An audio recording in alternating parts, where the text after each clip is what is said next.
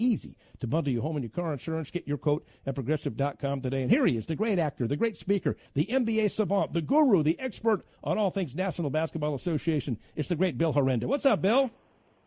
Hey, Dave, that was a scintillating performance by Jimmy Butler tonight. Prodigious production when the Heat needed it most. 40 points, 13 assists, and 11 rebounds in a potential closeout. And I say closeout because it's all over if they lose this game tonight. Pretty much so, Dave. Now, we've seen a lot, and I was, preparing for the interview, as I always do, thinking that, hey, if it's 3-zip, you just never know. But this certainly changes the dynamic of the series. And he did it, on 20 field goal attempts, 12 of 14 from the free throw line. And also, Dave, when you think about Adebayo and Dragic being out, you're missing 34% of your scoring in the playoffs. And, hey, listen, who knows if those guys get healthier and if they're able to get it going, this could get very interesting. I was very surprised, as probably you are as well, that the Lakers were somnambulant early. The 10 turnovers in the first quarter. Anthony Davis, only 9 field goal attempts. He's been averaging about 20 field goal attempts in the series. So this should serve as a wake-up call to L.A., no doubt about it. Boy, and I thought, if I had to take a vote for NBA Defensive Player of the Year, Bill Horrenda, I might vote for Scott Foster, whose crew was working the game tonight. What a great defensive job on Anthony Davis. 3 quick fouls in the first half, and he held him to 15 points and 5 rebounds, Bill. How about that? Well, Dave, I've always said you have to adjust to the officiating, right? When it's hot, you got to wear the shorts. When it's cool, you have to wear a sweater. Listen, it's part of it. And of course, the Lakers, fought hard. They did play better, particularly in the second half. But it's just one of those things where I think it really illustrates the fact that you just can't get too high or too low after a win or a loss. Each game takes on its own personality. And I was really impressed with Jimmy Butler after. He said, we need to rebound, limit second chance points, and make shots. And, Dave, they were out-rebounded by the Lakers, 43-37. But, Miami allowed 11 offensive rebounds. But the second chance points, it was just 6-5 Lakers, interestingly enough. And then also, I just tweeted this out. Now you're in a scenario where the Lakers are 10-1 when making more threes than their opponents. They're 6-7 regular season when their opponents shoot 50% or better, Dave. 2-2 in the postseason. So shot selection and shooting a high field goal percentage puts you in a good neighborhood to perhaps beat the Lakers. Miami 51.2% tonight, 41 of 80. What is that, Bill? Have you heard the reports on Dragic and Bam? Could they be back for the next game, or what is the status of both of these two? Well, Dave, I really don't know. And, it's like anything. Sitting there watching, I'm thinking, for you to sit out a finals game, you have got to be hurting, right? We all can, yes, harken back to Willis Reed and his appearance against the Lakers and the Garden erupting and Jerry West not being able to hear for a couple of days after that Garden crowd went absolutely wild in Manhattan. So you got to think that these injuries are significant, and they're both difficult ones to play with. You know what I'm saying? They're not injuries that you can really play through pain. But every day that Miami extends this, the chances have got to be better that one or both are back on the floor. Well, this Miami way they have in the Miami system and what Pat Riley demands as the president of basketball operations, and now Eric Spoelstra's developed into maybe the best coach in the NBA, Bill Horrenda. But these guys play hard for 48 minutes. 2 starters missing, it doesn't really matter. Everybody who comes in there plays hard and does exactly what they're supposed to do. It's the Heat culture, Dave. And, this was amazing, I thought. The end of the season press conference in April of 2018, Pat Riley talked to the team. This is what he said. I talked to the team. I wanted them to define transformation. He said 99% of our human existence is what we think, 1% physical. And he wanted everybody in the organization, players, management, coaching, trainers, everybody involved in this team to redefine it or define it, or nothing's going to happen. And here you go. 2 years later, the Heat are in the finals. Now, what do you do now if you're Frank Vogel for the next game to get the Lakers ready? And I'm sure this is it's not going to be hard to make a speech to fire them up here or the way they played tonight.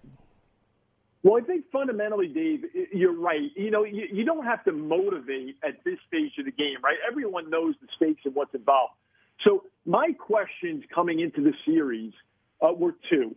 Can the Heat make the Lakers jump shooters, even though the Lakers made more threes than the Heat tonight, and take away transition points? Now, interestingly enough, the Lakers are second in fast break points. Miami second in opponent fast break points. And can the Lakers make the Heat drivers and defend without fouling? Because we know the Heat are top 10 in the league in threes made, threes attempted, second in three-point field goal percentage, and they're first in free throw rate. So if I'm Frank Vogel, I'm refocusing defensively, and I'm preparing for both Adebayo and Dragic to come back. And even if they don't, I think that's where the Lakers need to come out strong defensively, and they need to come out with better energy and better crispness early. That's what I'm focusing on if I'm Frank Vogel. And 8 turnovers for LeBron tonight. Yes, exactly, David. And it seemed like the Heat kind of sped him up, particularly late. He had a few of those traveling turnovers that are, kind of uncharacteristic. And, well, listen, I just give Miami a ton of credit here. Robinson and Hero, you got 30 combined points from those guys, even though Robinson was 3 of 10 from 3. They got good production. Who was a sleeper guy tonight, Dave, that I thought made a good impact on this game was Kelly Olynyk, 17 off the bench and 7 rebounds as well. So, Crowder is still 2 of 8, still struggling from 3, but he's always a presence defensively. So I think it kind of symbolized, even though Butler was dominant, it just kind of symbolized, Miami's systemic production, and guys stepped up when they needed to. Hey, Bill, can you hang on? I got some more questions about the NBA, maybe with some of these potential coaching vacancies coming up as well. Sure, let's do it, Dave. Absolutely.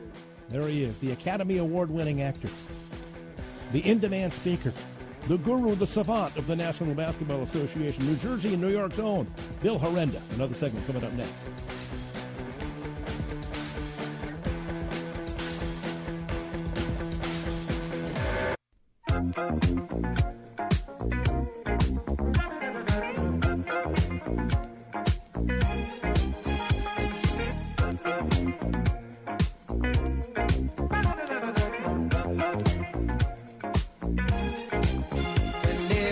This is the Dave Smith Show on the Sports Map Radio Network. Presented by Rocket Mortgage. Home loans that fit your life. Rocket can. From the O'Reilly Auto Parts Studios, here's Dave Smith. George Benson, right to producer Jack? Wow, this is some throwback music Old right school. here. Man, was he a good guitar player. A little past my time, though, Dave. He used to sing with a guitar. Like, he'd sing and hit these notes, and he'd play the exact same notes with his guitar while he was singing. It was unbelievable watching him. Fantastic.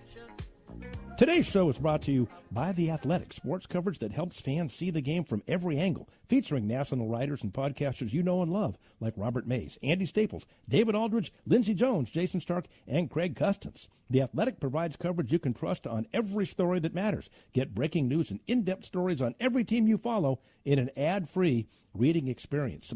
Subscribe today for only $1 a month at theathletic.com/radio1. That's the number 1. Once again, that's theathletic.com/radio1. And join the Athletic team today. Dave Smith and the Dave Smith Show here at SportsMap Radio and SportsMapRadio.com. Let's get back out to the Progressive Insurance guest line. Progressive, making it easy to bundle your home and your car insurance. Get your quote at Progressive.com today. The great Bill Horrenda, kind enough to join us for another segment to talk some NBA. Bill, thanks for hanging in there with us. Well, of course. Absolutely, Dave. What are you hearing, Bill, about these jobs around the NBA? It looked like Mike D'Antoni was going to get that 76ers job, but it goes to Doc Rivers, who went in and interviewed and evidently impressed Elton Brand and company and got the job. So now we have Doc going to Philadelphia. We got the Houston job open, Indiana, New Orleans, I believe, Oklahoma City. And what are you hearing about some of these other jobs? Well, you know what, Dave? I think that, certainly Ty Lue is a candidate that is coveted. And to me, the timing of the Clippers deal and their move kind of reeked of maybe we don't want to lose Ty Lue, or maybe we want to elevate Sam Cassell. Now, we know that it's very difficult if you're on someone's staff when they get whacked to get a job, right? But from that standpoint, We'll see what happens. Reports are that Ty Lue is meeting with New Orleans and with the Clippers. Now, with D'Antoni, you kind of know what you're going to get as far as his style of play, right? It's going to be at the rim or threes. And does that fit with our culture? Does that fit with our personnel? How does it fit right now, short term, longer term? And, personally, Dave, with Doc Rivers to Philly, I wasn't surprised that he landed there just because, listen, I know that he's had some colossal defeats in the playoffs. He has won a championship. I think he's a guy that's so well respected throughout the league, on and off the floor, that I wasn't surprised that he was able to bounce. But I do think his demise with the Clippers is a reflection on the adage that how you win and lose in the NBA really does matter. And their fall, not to take anything away from Denver, but just the way they lost in the playoffs was certainly not a good look. But there are a bevy of good candidates out there, Dave, a bevy of good assistants that, are eager for a shot. And then there are some guys that we see bounce like Doc, like Billy Donovan. Yeah, I think Ty Lue's going to get that Clippers job. And, boy, if I were New Orleans, I'd be looking at Mike D'Antoni, Bill Herenda, because, his specialty is working with point guards. Steve Nash became a two-time MVP playing for him. Linsanity, Jeremy Lim played by far the best basketball of his career playing for D'Antoni. Even Raymond Felton and Chris Duhon played better than they've ever played in New York under him. I think that's exactly what Lonzo Ball might need. They need to develop him into a much better player than he is to be a really good team. And I think D'Antoni might be the right coach for him. Yeah, it really could be. Maybe David Griffin agrees, Dave. And that's definitely an appealing job with the talent that's there. Yes. And, from that standpoint, and I know that D'Antoni's system has not proven to be successful into the playoffs, but, I think that there's an element of your system knowing exactly how you're going to play, defying the opposition to stop it, that is particularly valuable through 82 games because you know your identity and you know what you need to do to be successful on a night-by-night basis, regular season-wise. So that could be a fit. It'll be very interesting to see how it plays out because, then you've got other guys, like Wes Unseld Jr., who we've heard so much about, Adrian Griffin, right? Udoka, who was on the staff in Philadelphia. And, and of course, looming are like the Jeff Van Gundy's and the Mark Jacksons of the world as well. So we know that ownership and management, GMs, these are big decisions. They're big hires. And sometimes it's, maybe you can win the press conference with a particular coach, and it's difficult to kind of take a chance, I'm saying that in quotes, with an, quote, again, unproven assistant. But it'll be interesting to see how David Griffin plays this out.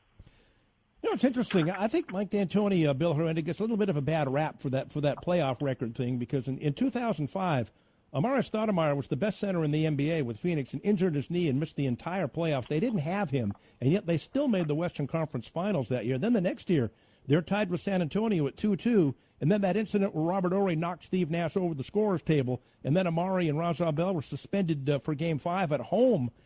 You could just as easily be back-to-back world championships, I think, with a little better luck and not a big injury. Well, you know what, Dave? That's a great point. And I think that it's so difficult to win. You know what I mean? Like, it's difficult to win it's difficult to get a road win. I mean, coaches. I mean, it's just I think it's very easy. Success has 1,000 fathers. Failure is an orphan. And, it's very easy for folks and critics to sit back and criticize. But at the end of the day, and I think Jeff Van Gundy alluded to this a couple of years ago. I've got the quote somewhere. But, we should not neglect luck as a factor in winning. You know what I mean? It's not all luck, but it certainly doesn't hurt. And you need that. You need a good bounce. Like you said, you need guys not getting suspended, right? And you're right. I agree with you. I think D'Antoni has taken kind of a tough rap for not, winning big, humongously in the playoffs. It's not easy to do. You need a number of factors for it all to work together. You know, it's interesting. Kyrie Irving's comments this week. Steve Nash hired to be the head coach of the Brooklyn Nets, and Kyrie Irving said, well, we don't really have a coach. It's going to be coached by committee because we've got me, we've got KD. We're all going to take turns making decisions and coaching this team. And then, boy, in my opinion, he took a couple of shots at LeBron saying, boy, you know, every team I've ever played on, I've been the clutch guy. I've been the guy that came through under pressure. I'm the guy that I needed to have the ball. I've never had a teammate like KD where he could also make a big shot like that. And obviously, that's a shot at LeBron. And then when he was called on it, then he said, well, why are you always trying to make this brother against brother and making stuff up that didn't happen and tried to deny? Of course that's what he meant, Bill Herenda. What else could he mean by that? Kyrie is a quote machine, Dave. Yeah. I mean, and so much of it is left to interpretation. And, you know, it's not exactly calling LeBron out, but you're having to read in between the lines. And I think certainly, you know, it kind of underscores that, you know, you have to be, and Gordy Shields, a longtime assistant with the Utah Jazz, talks about this, that to be a successful coach in the NBA today, you have to be an elite communicator with old school values. So I think that's going to be a challenge for Steve Nash to manage the talent that he has, but also to manage, you know, Kyrie and Durant and their penchant for social media or whatever it is.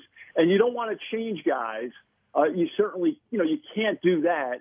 But I think it's going to be a challenge, particularly over 82 games and into the playoffs, hopefully for Brooklyn, to kind of maintain that equilibrium and kind of maintain, you know, Brooklyn's different than the Knicks, but there's still going to be a lot of attention, a lot of media attention, not only in the city, but certainly throughout the league as well. So that'll be a challenge for Steve Nash. You know, back to the Clippers, Bill Herenda, there are whispers around the NBA, and some NBA writers are talking about this and saying it would at least be worth a phone call. Phil Jackson. You think there could be any merit to that? I think he's, 74, 75 years old, but I know for a fact he's still bitter about not getting that Lakers job when he thought he had it when they hired Mike D'Antoni back in 2012. And I think he would enjoy nothing better than sticking it to the Lakers and coming back. But the problem is, I don't think he can be in the same organization as Jerry West. Right. And I think the Steve Nash hiring that just kind of came out of nowhere teaches us, Dave, that anything is possible. You know what I'm saying? Like you just never know. And stranger things have happened. How great would it be to have him coaching the Clippers, Bill? Wow. The dynamic would be incredible. It really would be. And, you know, to have the Zen Master there, particularly coming off of this disappointing playoff run, and, of course, very unique in the bubble. And there are going to be some decisions that the Clippers will have to make personnel-wise during this offseason. But it would be amazing. It would be, you know, hey, listen, it would be drama befitting Hollywood if they did hire him. You think could he run the triangle in 2020? Is that kind of run its course? You think the game might have passed him by a little bit trying to run that offense in this era of spreading it out and shooting all these threes? No, you know what, Dave? I don't think it is. And I think that, you know, basically, you know, you want to run your transition game. And I think that, you know, listen, we still see the flex offense in the NBA from time to time and variations of it. Many of the things that in the game remain kind of constant, just wrinkles. I think it would be tough to do it exclusively, and you can't walk the ball up the floor. But I do think that there is a place for it, maybe late in the shot clock. So I wouldn't rule it out, but I wouldn't want, you know, to. It's like Chianti. I love Chianti, Dave, but I wouldn't want it with every meal. But there are times you just got to have it. Same thing with the triangle. Who do you think's going to get that Oklahoma City job? You know, Sam Presti is, you know, I think one of the elite personnel guys in the NBA, and usually makes the right decisions here. Who do you think is the right coach for that group? Well, you know what, Dave? Like, you know, you look at guys that are available too, like Dave Yeager, Kenny Atkinson. We haven't talked about Jason Kidd. His name hasn't come up yet as well. You know, I could see, you know, again, like an Adrian Griffin or an Udoka or a Wes Unseld Jr., Darvin Ham. I think that could be a market where you don't need to win the press conference. You don't need a big name. And So I think there are guys out there like that could be good fits for OKC. I saw Darvin Ham play in an All-Star game when he was in high school. Bill Herrendi is one of the great leapers I've ever seen. Ridiculous jumper. You mean even above the Sunday newspaper, Dave, huh? Oh, only Dave Smith and Darvin Ham, I think, can get up there and had that kind of vertical back in the day, the two of us. Absolutely. And, Dave, I'm so partial. I shouldn't say partial may not be the right word, but I just feel for coaches. I fancy myself a coaching consigliere. You know what I mean? Like, it's just such a tough business. And you root. I root for everybody, and sometimes I want guys to get a shot who haven't had a shot.